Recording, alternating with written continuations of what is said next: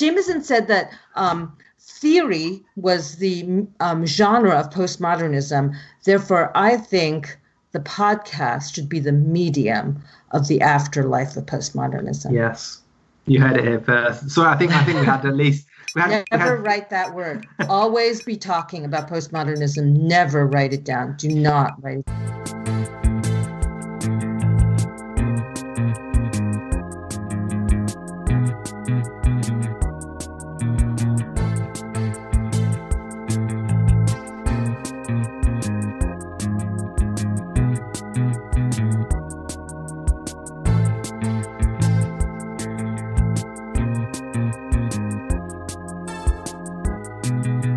Welcome everyone to Alpha Bunga Bunga, the global politics podcast at the end of history. Today we're talking about postmodernism. So in Frederick Jameson's classic 1984 essay, Postmodernism or the Cultural Logic of Late Capitalism, he states that every position on postmodernism in culture, whether apologia or stigmatization, is also at one and the same time and necessarily an implicitly or explicitly political stance on the nature of multinational capitalism today. That's really wordy. I hope the rest of this is a lot more fluent than that was. So anyway, logically, we could look at the culture of the past 40-odd years and conclude that it's mostly shit. We don't like the nature of multinational capitalism, therefore we don't like postmodernism, and vice versa. Postmodernism in culture is characterized by a decentered and fragmented self, depthlessness or superficiality, and a loss of historicity, so that everything is new but nothing seems new, that change has no direction, it's just all a load of meaningless flux. So consequently, this would mean that we think that neoliberalism or post-Fordism or late capitalism is also shit. That what we have now is not progress but regress. We've got an unserious culture, dead politics and regressing living standards, and in grander terms, a world out of conscious collective human control. But Jameson also encourages us in that famous essay to be properly dialectical about this cultural development called postmodernism. So, and I'm quoting here, Marx powerfully urges us to do the impossible, namely to think of developments positively and negatively all at once, to see capitalism as the best and worst thing to ever happen to humanity, to see it as catastrophe and progress all together. I think generally that's a good attitude. So again, quoting Jameson, can we in fact identify some moment of truth within the more evident moments of falsehood of postmodern culture? Is there anything good that we can take away from postmodernism? Now, at the end of history, what is that legacy? And actually, how we even left postmodernism? So, I'm Alex Hochuli, I'm in Sao Paulo. We've got Ben Fogel, who's in Rio, ever itinerant Ben Fogel. We have Phil Cunliffe in Canterbury, and we have George Hoare in London, who I'm going to pass over to now, who's actually in the same room as our guest today, who's a return guest. Very happy to welcome back Catherine Liu.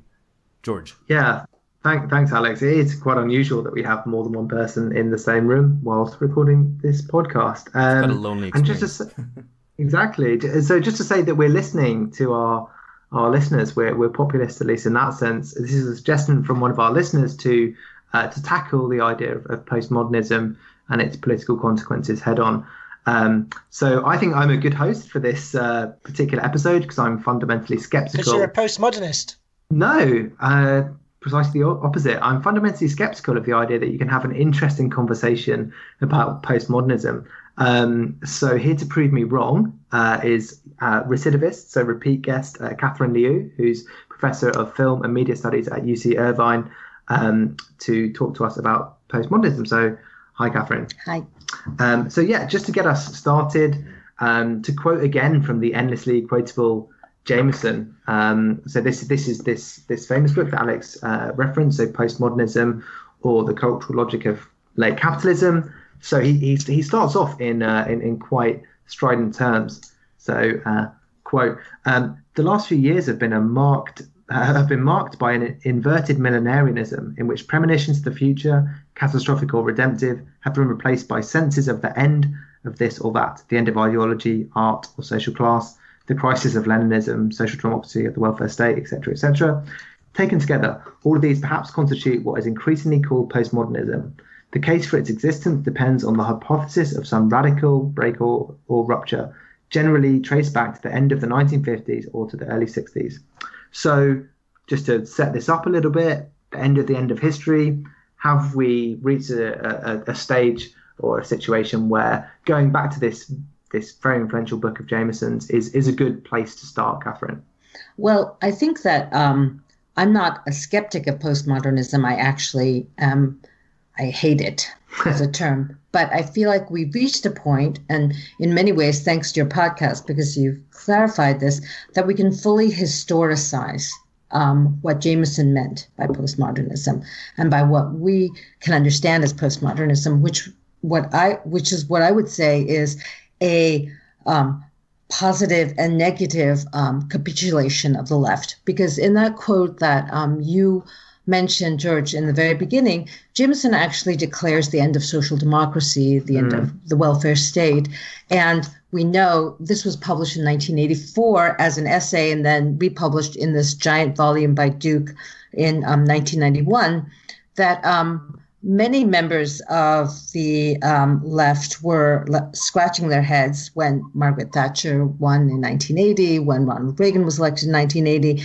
And I've gone through this before, but I think that it's hard not to see in Jameson's declaration of the end of social democracy a kind of celebratory attitude as well, that we're going to be liberated from this kind of class reductionist leftism to what he's going to think of as a novative cultural logic.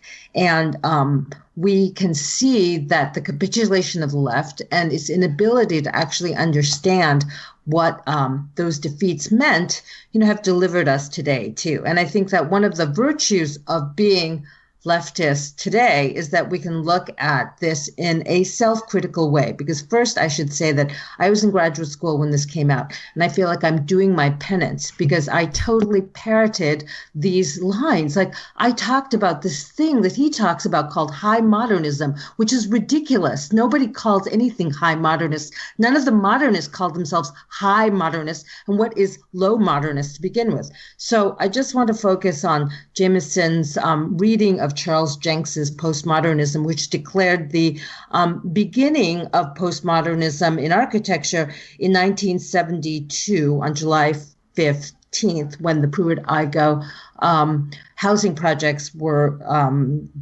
dynamited. And that was a really tragic event because these housing projects were built in 1956 in a way opened in 1956, and African Americans in St. Louis were really happy to live in these new modernist high-rises. And by the 60s, they were crime-ridden, they were in disrepair, but it was because of this segregationist, fundamentally racist housing policy that hated this idea of public housing. And that these were places that were left to rot, that by 1972, 1973, they could only be dynamited because no one saw any value in large infrastructural projects that would be solutions. Everyone hated planning. Now, why would a leftist, a self-professed Marxist, who actually said never stop periodizing, whatever, read this event in history purely through the eyes of a reactionary architectural critic, Charles Jenks? With postmodernism, sorry. I think that's a great place to start. Which is why is there a famous, or perhaps the most famous Marxist cultural critic who takes this specific line? But I think before we delve into this, and we're going to talk about this specific housing project and the documentary which rises out of it as well. But before we start, so I think there'll probably be some listeners who will be a little bit skeptical about a discussion of postmodernism in general. And this is a question that I wanted to start with, which is there any way to talk about postmodernism which doesn't devolve fairly quickly into quite sort of tedious terminological debates, and you basically need a graduate degree in social sciences or humanities to follow? Like, why is this something that our listeners should be sufficiently engaged with to listen to the end of the podcast and to donate to our Patreon as well, of course. Because postmodernism was an academic sanctioning of irrationality. So if you think like irrationality is cool, it's because in a way postmodernist academics said, yeah, reason is really bad and it's really elitist. So just if I can jump in, Catherine, Sure. Catherine, can you give us like an example of what you just said about irrationality? So where it would be that feeling that irrationality is the kind of the right approach, or a cultural expression of that, just to clarify it for our listeners. Well, like rational city planning, or even like the modernist clean line architectural structures that Le Corbusier designed for the city for living, cities like Brasilia that were planned from the ground up, or these large infrastructural projects that were part of the post-war rebuild throughout the world.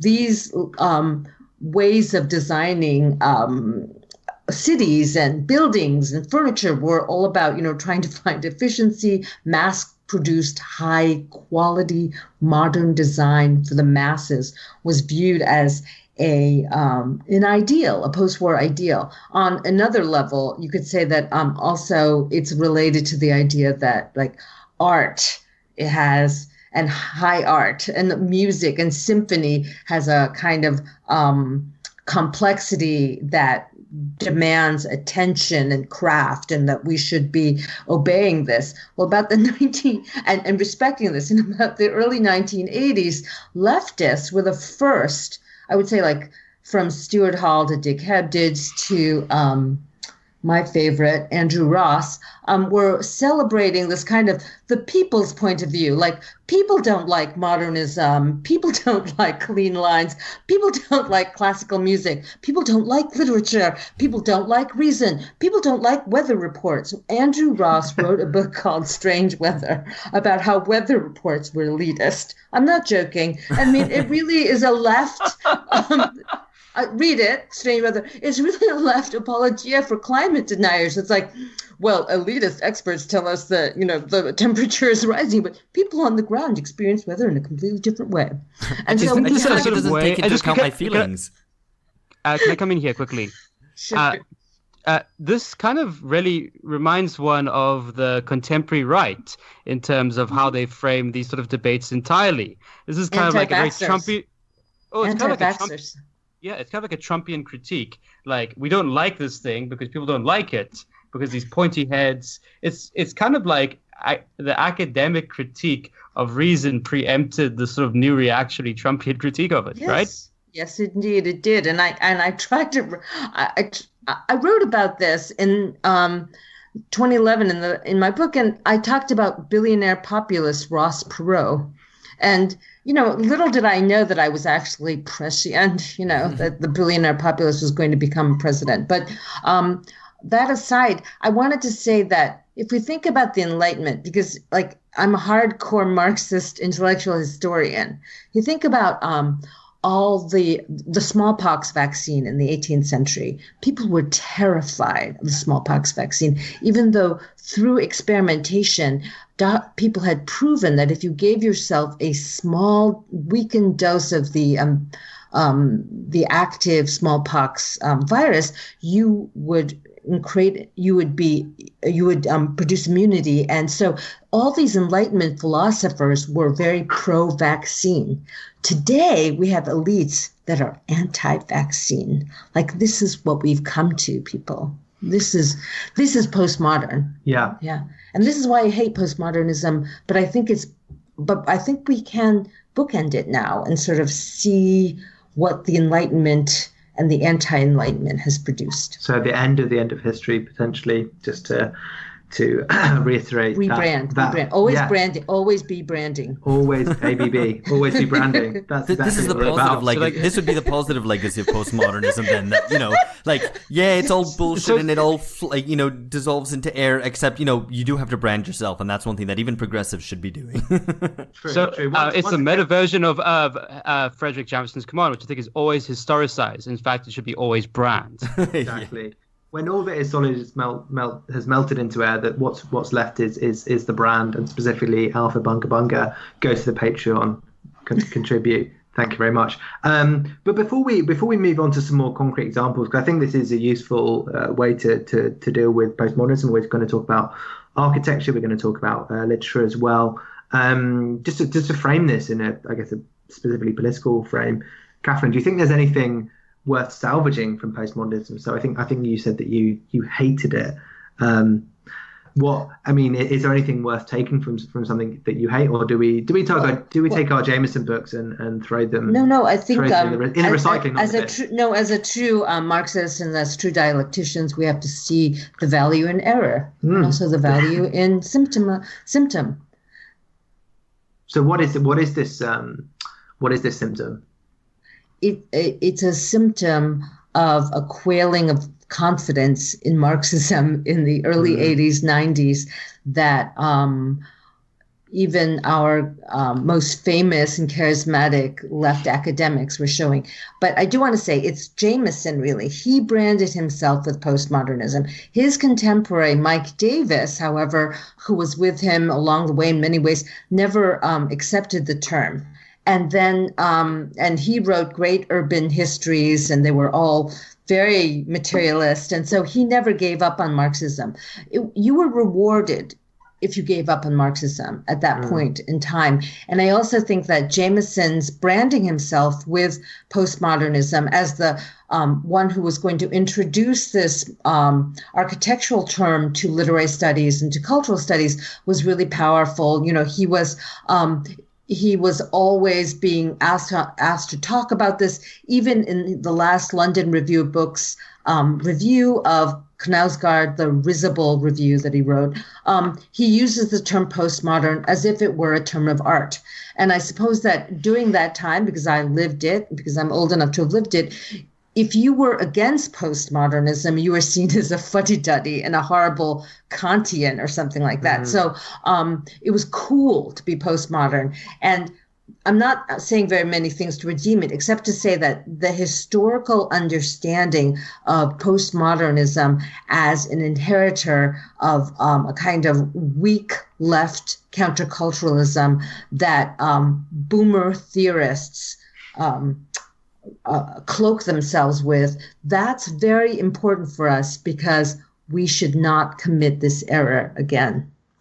So I don't think we should ever write about postmodernism. I don't think we should commit this word to writing any longer. It should become part of oral and folk culture, and it should only be spoken about in podcasts.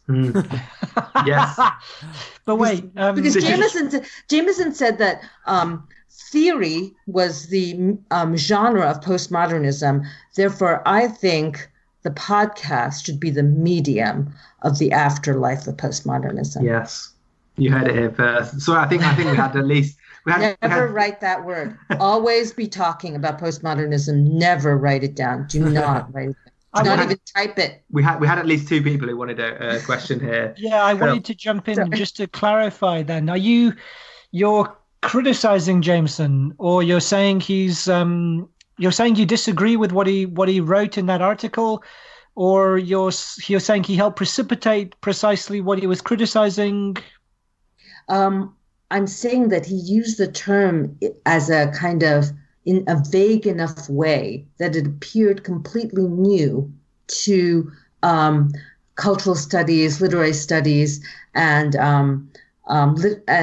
people who are outside of architecture. He decontextualized it in a very postmodern way. He appropriated it, and he instrumentalized it within the field of literary studies and cultural studies, and he was very effective. But I don't think it actually holds any historical water. I don't think it holds very good political water. I think it's actually a reactionary term, and it's useful for us to see how successful he was in his deployment of the term, and how how popular it was among academics. It definitely had an audience there. But I think Was I Ben, vague enough? No. I think Ben had a question here specifically about the afterlives of postmodernism and that academic context that you just touched on. So I think, well, whatever it was branded as, because in a lot of academics were branding it as many different things, French theory, post-structuralism, or postmodernism, the kind of moment of the sort of irrationalist craze in the late 80s and 90s is kind of over. Derrida, Baudrillard, and others are kind of like names of the past, right? These are not exactly the hip theorists right now, but I feel the cultural and political impact, particularly within the academy, has had several afterlives which are worth deframing. It's sort of like it fits in kind of with a change and increased specialization in terms of disciplinary boundaries, in terms of focus on small things within the academy, the resistance to sort of framing big ideas or debates, which is actually spread to political movements. I'll just give you one example. When in Black Lives Matter, some factions within it, particularly those associated with what is now called Afro-pessimism, always framed the languages of black bodies instead of black people. And that comes straight out of the legacy of postmodern theory, or whatever you want to call it. What do you think of these sort of afterlives, and how should we think about this as something which has not just in terms of its branding, but has a more profound impact? Well, so I was kind of being facetious, but I do think that it was a powerful actual Cold War project to suppress any discussion of class contradiction. So you could say that the anti-dialectical Hardenegri types and Deleuze and Black Lives Matter and those kinds of things who use difference versus contradiction to promote a kind of a politics of affect, let's say, that kind of thinking continues the work of Cold War anti-Marxism. And people are attracted to it. Liberals are attracted to it, and transgressive academic radicals are attracted to it, because what it does is actually make fun of collective work, social democracy, planning, solidarity. It kind of all makes fun of these old school Marxists who are seen as old fashioned, deeply invested in class identity. And this is why, because since 1980, the professional managerial class, of which we are all members, like of different strata, has completely triumphed over the working class. And Jameson's class status and the class status of the theory stars is what actually needs to be obfuscated. And what they've done is trivialized academic and intellectual life, and they've destroyed it for the next generations by making everything precious and gestural and baroque. So we see this. They wanted to usher in an era of Baroque decadence, if you like. This is a really interesting point around this postmodernism as an alibi for the end of class, and this boomer managerial class being triumphalist. But to move on to specific examples and to get a bit more into the Sorry, George. Let me just jump in, because I did want to push back on something earlier before we move on to some of the more specific cases. Oh, okay, fine. Fill your boots. Go on. So, Catherine, that was really good, and I mean, don't disagree with any of your characterization of postmodernism. I mean, in terms of the way that you evaluate it, but I'm still a bit unclear. I mean, are you against postmodern? You're obviously against postmodernism in any normative sense, but are you against it in a descriptive sense? I mean, do you think that the term postmodernism is a useful category? And do you think that people like Jameson, when they described these developments, were being accurate in terms of developments in culture, at least, even if maybe they weren't extended to society as a whole? That that the term postmodernism does accurate is a good descriptor for developments in culture, looking at flux and depthlessness and all the kind of typical characteristics, whether you take it in literature or architecture or wherever? All right, so it's only useful within architecture and design for the revival of decor and the private home as the greatest ideal of architecture rather than the housing development. So you could think of the revival of decor, the revival of the irrational Chippendale top of the AT&T building, Jameson's description of Frank Gehry's home in Santa Monica as postmodern versus the Pruitt-Igoe housing project, which he doesn't even bother to mention, but he just alludes to. That kind of opposition is very useful within the history of architecture.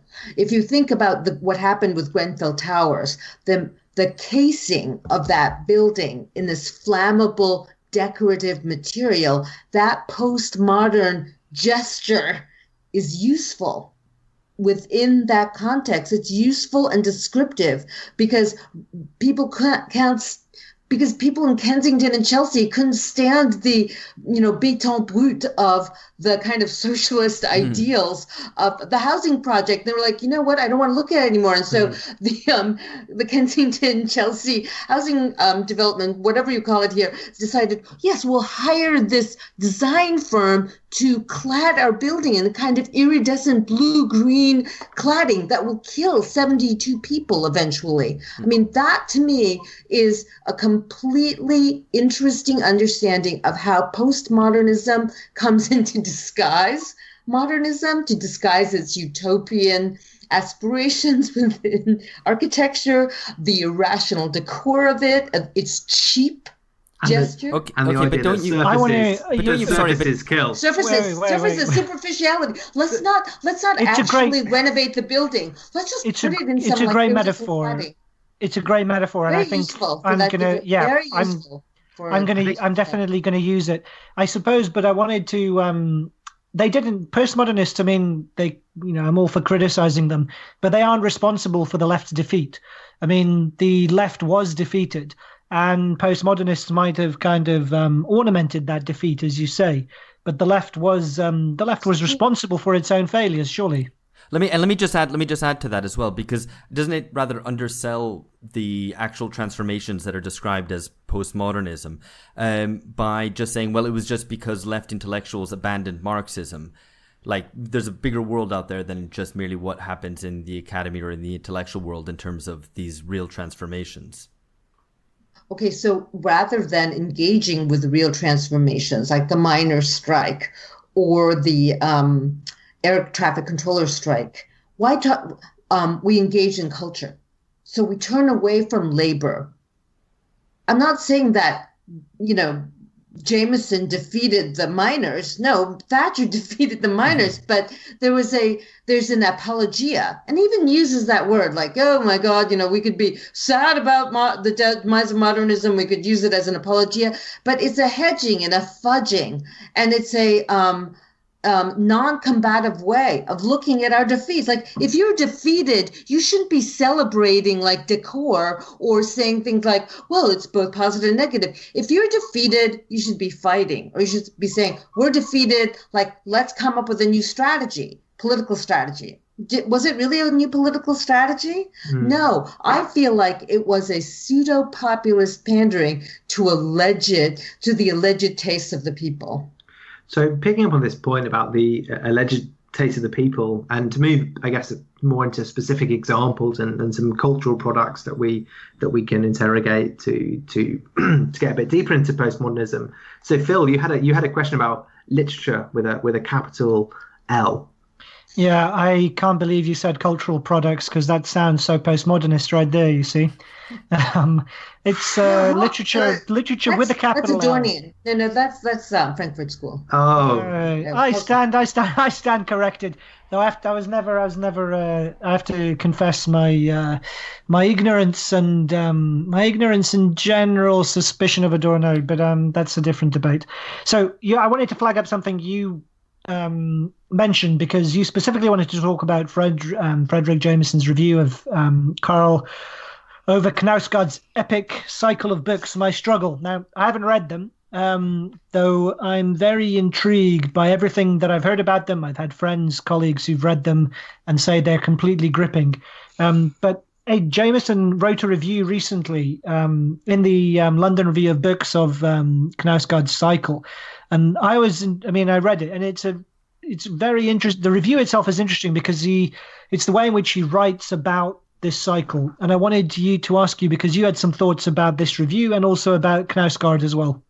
Okay, so I was really appalled by the review because I don't think it really offers us anything insightful about Knausgaard. And maybe it's the perfect postmodern review because it's descriptive, it's decorative, it's placed in pseudo-dialogic, it plays with the form. I'm just very interested in why the LRB asked Jameson to write the review and why it gave him carte blanche to write it in this way. Because in my view, and I've not written about Knausgaard, I'm not sure that I would, but I've been trying to write my own memoir for years now, is that I feel like, especially in volumes 1 and 2, it's an account of a huge crisis in masculinity in the post-industrial world.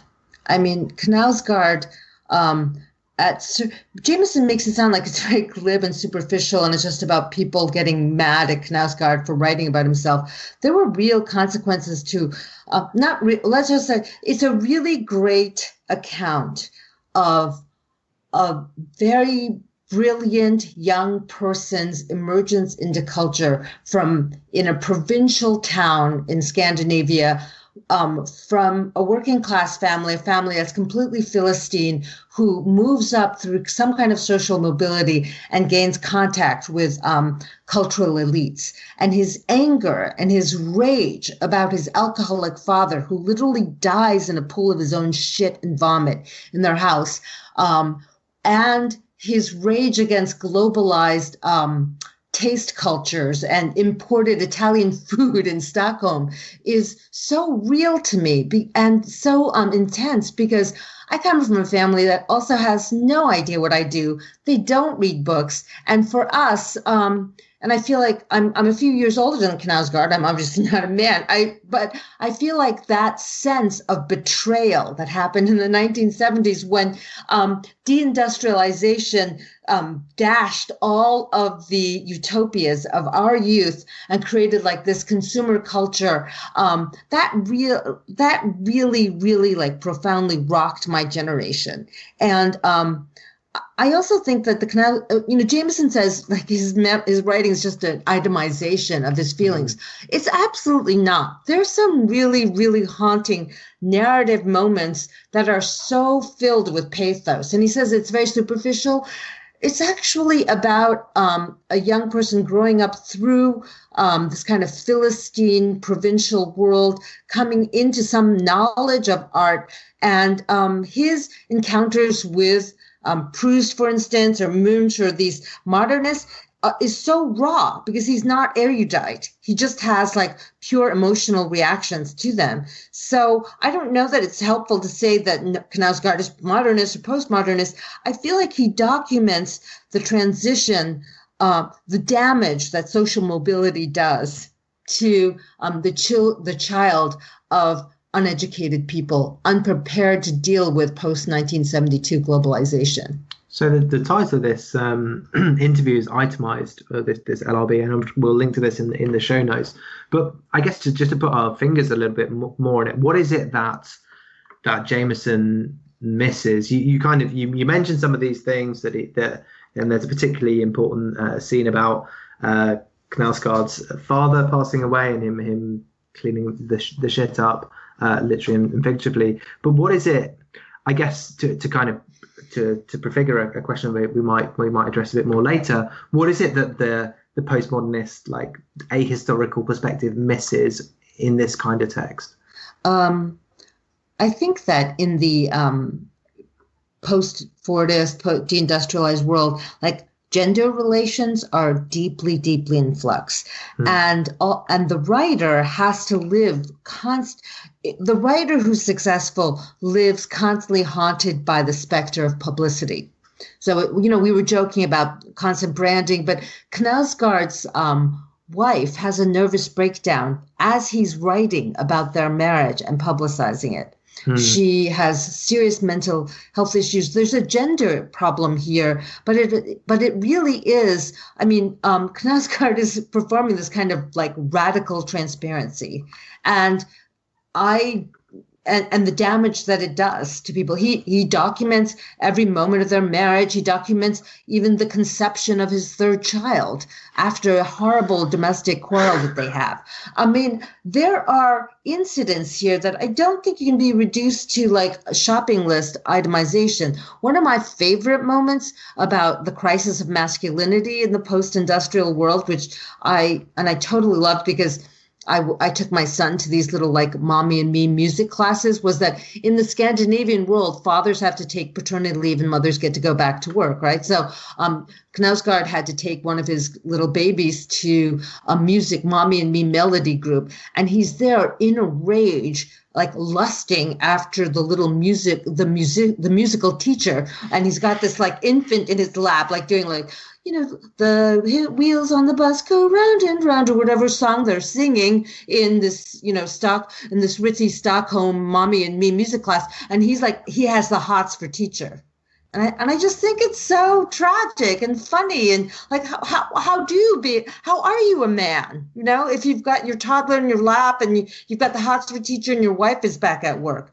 This is what happens with gender equality that's perfectly, manicured for certain elite classes. We don't know what people are good for. We don't know what genders are good for. And it's extremely sad. And that's where literature steps in to capture some of that. Yes.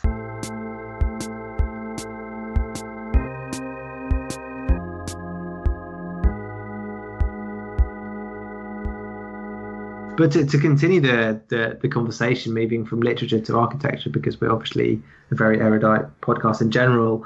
Phil, Alex, in fact. I feel like I've silenced all of you with that latest anecdote. That's probably a good thing, though.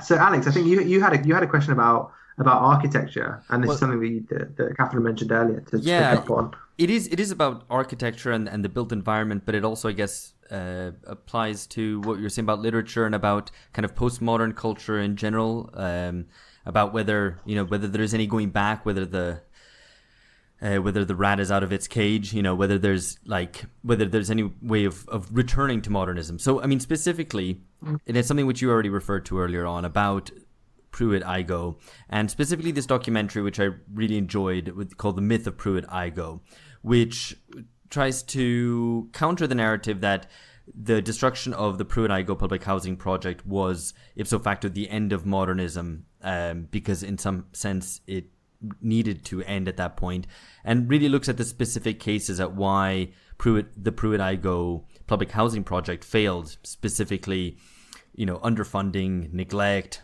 racism, and then also, wider demographic and geographic changes whereby an overpopulated St. Louis became underpopulated, and you can see the same trajectory in Detroit or various other industrial or post-industrial Midwestern cities. So I guess you really like this. What did you find was the important point in it? Is it that modernism isn't dead? And I think, aesthetically, you can say that there's modernism carried on in some ways, but obviously lost its main political thrust, which is the notion of mass progress or progress for the masses, and that the masses can be included through often kind of top-down but certainly utopian schemes for the built environment. So, is modernism dead? Can we be retro-modernists? Is that correct? Well, what's happening is that there is, especially in London and in the United States to a certain degree, there's been a revival of brutalism, of large concrete buildings. There's been a revisiting of what that's meant, what those kinds of large infrastructure projects mean in architecture itself. So yes, there's feeling among architects that modernism as a project was not exhausted. It was politically defeated because people wanted austerity for public projects. I mean, one of the things that happened with Pruitt-Igoe was a concerted effort to watch the projects degenerate by not replacing light bulbs in hallways and making them dangerous and crime infested. But I thought what was really amazing about the testimony of the African American families and the women who lived there was that it created, when they first went in, there was such an incredible sense of community and utopianism. Like they lived on high floors, they had beautiful views, their homes resembled the homes of decorating magazines because the modernist aesthetic in the 50s was the, most progressive and popular one. Like they saw themselves as parts of a project because their living rooms looked like the living rooms of the other people. So what happened with, like in London, for instance, is that in this drive to neglect estate housing and to drive it into the ground, you let something, which I think was an architectural gem, actually, Robin Hood Gardens, go to waste, and then they just dynamited it. It was such an incredibly precious piece of real estate. Now they've redirected it as, luxury housing. What happened with a lot of these large housing projects was that they were built in London and on very precious real estate. So people who was looking over the water, people wanted that real estate back. In the deindustrializing American Midwest, the Pruitt-Igoe housing project has gone back to forest land in large part because of what you said, depopulation, because the industrial working classes were no longer needed in that place. But I remember vividly from the documentary, these African-American women talking about how wonderful their childhoods were in the projects when they first moved in, and how it was such a precious thing to them, and now there's no trace of it. And so I feel like modernism in architecture, in terms of large utopic projects that are made for collective living, that has not been exhausted as an idea or an ideal. People hated social democracy. They hated investment in public goods. And so a lot of the neglected housing estates that we see in the UK today, for instance, are half built. Like they built the estates and then they didn't build the swimming pools, or they ran out of money for like the amenities, or they took the park away and they built extra housing on the park. It was a concerted effort to starve out public housing. And that began almost the moment the first major public housing estates were completed, because the right understood what a threat it was to this idea of the private home and to the idea of personal responsibility in this Ian Randian cutthroat world that they wanted to deliver us to. So they very much understood why high quality public housing would create public consciousness and collective responsibility in collective goods, and they worked against it. So when I condemn postmodernism, I feel like it's giving up ground on social democracy, on public goods, on social investment. And that's what makes me mad about it. No, absolutely. And as you say, there are some really beautiful moments where, the woman describes the apartment that she just moves into, and I guess sometime in the early 60s, as a poor person's penthouse, and how proud of it she was, and that this view that poor people didn't have access to before living in the tenements suddenly had. That said, I mean, there are obviously, the documentary very well captures how the contradictions of this as well, the way in which these public housing projects were used to segregate people rather than integrate them, and all the kind of the racist sort of management of public goods that was the case at the time, the way that it was all the kind of social control and demands that were placed on residents, for example, that fathers weren't allowed to live with their children and so on. So, I mean, I guess my question, just to push back on this, is, okay, well, maybe if modernism wasn't exhausted but was politically defeated, what then do we need to recapture from modernism? Because obviously that we wouldn't want to just return to that, the arrangement of the modernism of the 50s and the 60s, which, for all its utopianism, was also very high-handed and was often driven by elite imperatives. Well, Well, I might differ with you about this a little bit because I think that in the face of environmental collapse, we do need a lot of large infrastructural projects that have. I'm good with that. If you want, okay. So the high-handedness might have had to do with some, bad social work ideas of creating intact families, but I do feel like large infrastructural projects and planning is the only way that we're going to get out of the environmental catastrophe that we're headed towards. So I think Ben had a question on this on this topic to jump in on.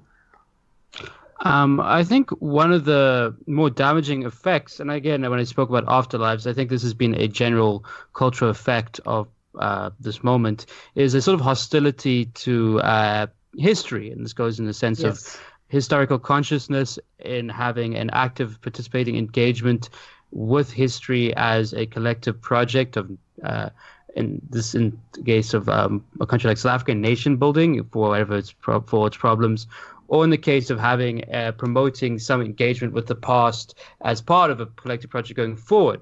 This damaging effect means that historical ignorance is a sort of a general factor. It's celebrated, and it's also championed.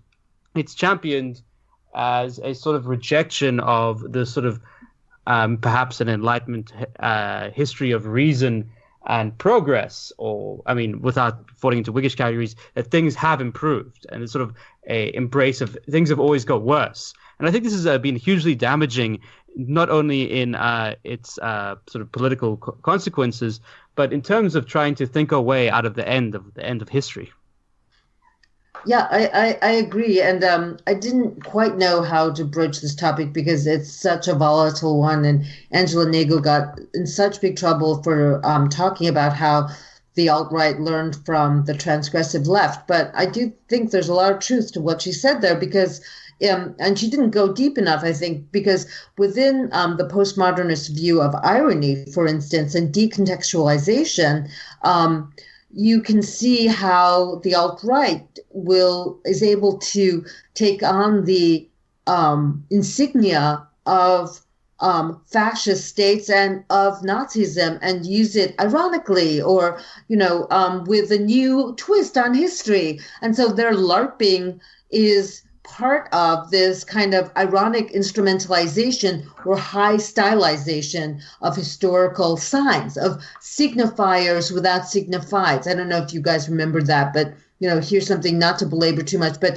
the postmodernists celebrated also the freedom from referentiality that language could have, that signs could have, that there was a kind of radical decontextualization, which was just about play of signifiers. And so we could use Doric columns from Greece on our house, but then have a little, Pantheon-like dome as well. And so creating these grotesque, eclectic, dilettantish monstrosities was just part of play. Well, politically, I think intellectually, there's also another example of this, which is still somewhat more in fashion, but than other tendencies. But something is reading completely reactionary cultural and political figures as, in fact, more radical on the left than actual leftists. For example, although I'm not saying you shouldn't read Carl Schmitt, the championing of Carl Schmitt was one such example. And another such example is the continued deference placed on Heidegger, because the more we know about Heidegger, the less likable he is. He seems like, by our current standards, just a complete and open Nazi. Well, so I'm so glad you mentioned Heidegger, because in that cultural logic of late capitalism, Jameson talks about Van Gogh's famous paintings of shoes, and he talks about the misery of the peasant life, and these shoes, and he wants to compare this painting of Van Gogh's shoes with Andy Warhol's diamond dust shoes. Who does he go to there, though, to make that comparison? Heidegger. Heidegger is a house god for this kind of like continental theory at this point. And I'm not even going to talk about the biographical Heidegger. Let's just talk about the reactionary modernism that Heidegger represents. Heidegger represents a desire for the remythologization of philosophy and ontology during the interwar period, when the European elites were so fucked, right, that people could imagine completely different futures because the caste system in Europe was broken by World War I. And you have these reactionary right-wing modernists who want to go back to some kind of mythological being. And Heidegger is like, the thinker supreme of this. And I'm always surprised by these Derridians and these post-structuralists who are going to Heideggerian ontogeny and ontology. I'm like, what the heck, you guys? Like, you're going back to like the most primitive, crude forms of modernism in the name of post-structuralism. That's ridiculous.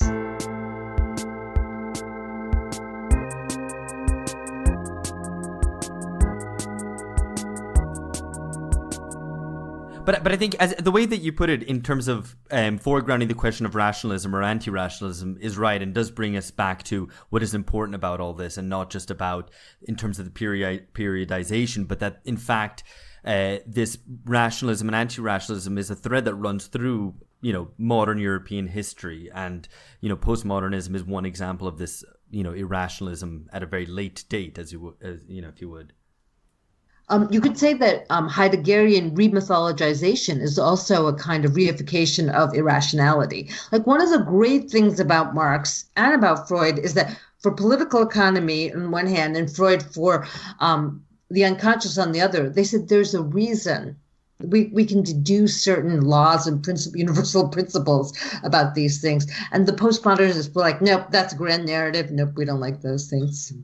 So, Catherine, you've previously spoken about aesthetic populism. Yes. So, could you unpack this a bit?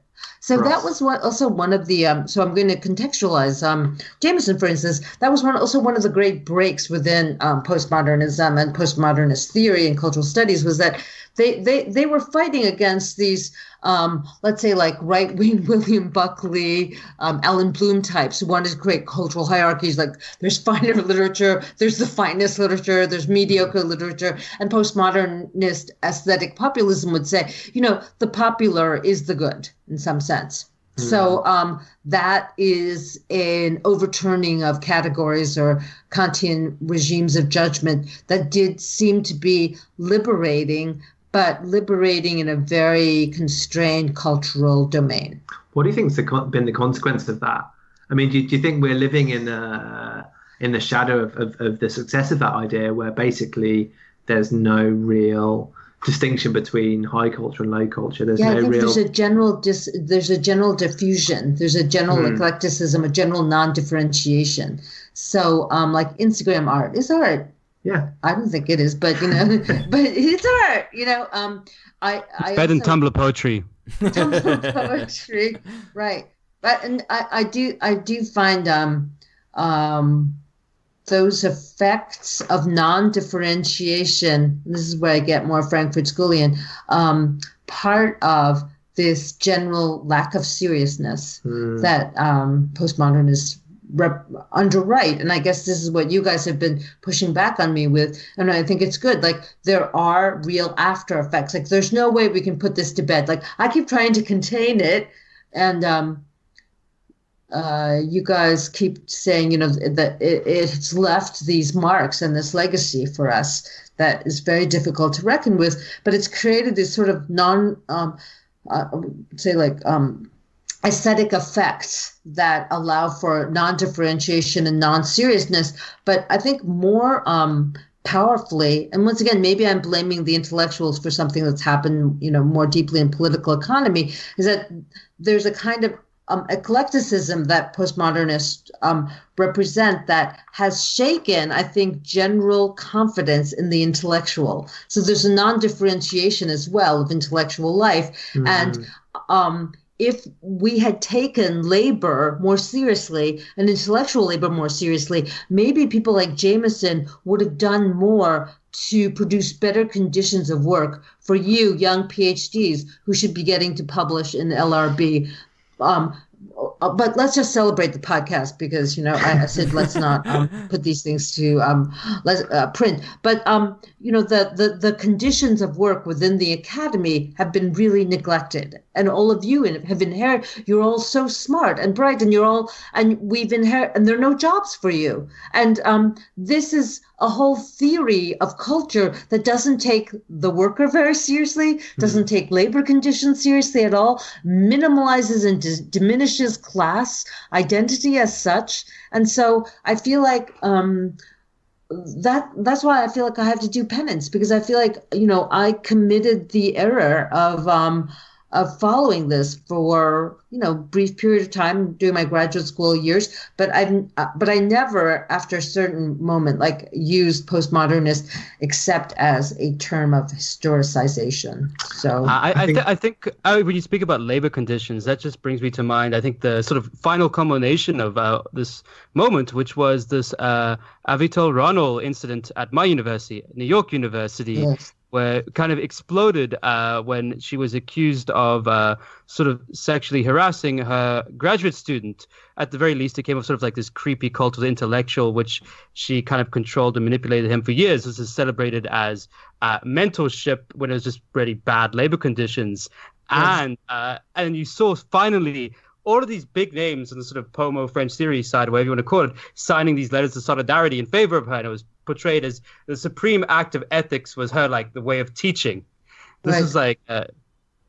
So I wrote about that, but I think that more terrifyingly, there were a lot of critiques of Jameson at the time. There were very serious critiques of how American consumer culture was already very developed in the 20s and in the 40s, and decor did not come into being in the 1980s. But there was an idea that if you were a theory star, any kind of debate or critique was obviated. You didn't need to respond to any of your critics. You didn't need to justify your positions. Rather than virtue signaling, you had theory signaling. Just as long as you made the right theory noises, you could basically say whatever you wanted. You could do whatever you wanted. And you could say Schmidt, Benjamin, Adorno, or no one liked Adorno, actually. He was an elite. So Schmidt, Heidegger, Levinas, and it was a pseudo-religious, cultish aspect to people. It was seen as ethical. Oh, yes, they loved ethics instead of politics. So there's a certain kind of adulation of the star that is very non-critical. And I think that when you have an academic and intellectual sphere or a public sphere where contradiction and critique don't mean anything at all, then there's like a trivialization of the entire project of what we do. It's telling, I think, that, there's no one out there defending cultural judgment. An old form of elitism just isn't there. And a good point that Ben made earlier is precisely that the irony of this is that it's now the populist right who are attacking cultural elite, who are, liberals, for being elitist and pointy-headed intellectuals, when it is precisely them who have been the populists in the previous round of things. They're the ones who have tried to make culture accessible and popular and been very populist about things, breaking down all sorts of boundaries and not making any sorts of differentiation, which is, exactly how you spoke about. And I guess Jameson kind of foresees this or already refers to it in the terms that he talks about critical distance and the lack of critical distance that postmodernism has, so that in our times, cultural production is entirely wrapped up with the market, that everything is entirely commodified and there's nothing to be found beyond it. And that kind of breaks down all distinctions. And I guess this would be the argument about postmodernism being something more fundamental than merely just left intellectuals abandoning Marxism, but that something more fundamental has transformed. Right. So just to bring this, just one example, I think, which is this entire co-optation of any sort of autonomous culture by the market is, Kurt Cobain killed himself because he realized he couldn't be a rebel anymore. And that was 25 years ago. He realized that everything he would do, which is supposedly rebellious, was already part of this system. So where does that leave us as a final question? Can there be a genuinely rebellious culture anymore, or has postmodernism been successful and wiped out the possibility of any autonomous culture? I think we've overestimated the political value of rebellious culture. I think we're at a time when we need to be better members of the professional managerial class, real socialist, committed members of the professional managerial class. I want us to be truly responsible bureaucrats, like with party discipline, who are able to execute goals on large scales. Like, fuck cultural rebellion. Hear, hear. What a yeah, great note to finish on. So just to say thank you so much to Catherine for coming on. Thank you all again, for traveling all the way to the UK specifically to record this podcast.